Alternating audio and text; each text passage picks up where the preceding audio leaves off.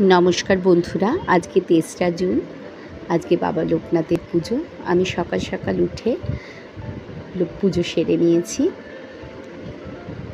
পুজো সারার পর আজকে আমি চলে এসেছি আমরা যেটা খাবো সেটা বানাতে। আপনারা এটা ভোগ হিসাবে বাবাকে অর্পণ করতে পারেন।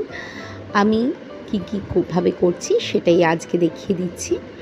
এখানে আমি পনির নিয়ে নিয়েছি, ফুলকপি, গাজর, রাঙা আলু। আপনারা এখানে অন্যান্য সবজিও ব্যবহার করতে পারেন। এটা নিরামিষ একদম।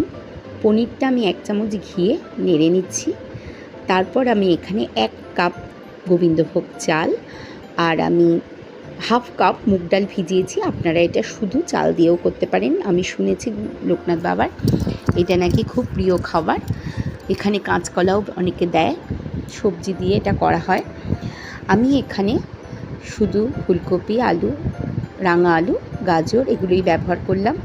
1 কাপ গোবিন্দভোগ চাল আর হাফ কাপ মুগ ডাল দিয়েছি। আপনারা এটা শুধু চাল দিয়েও করতে পারেন।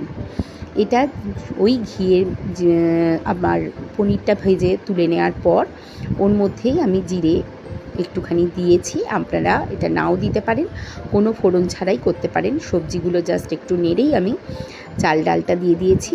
যেহেতু আমি চাল ডাল 1.5 কাপ নিয়েছি, সেখানে আমি এখানে 3 কাপ জল দিয়ে দিলাম। আর একটু দিয়ে দিচ্ছি নুন। এখানে কোনো মিষ্টি ব্যবহার করব না।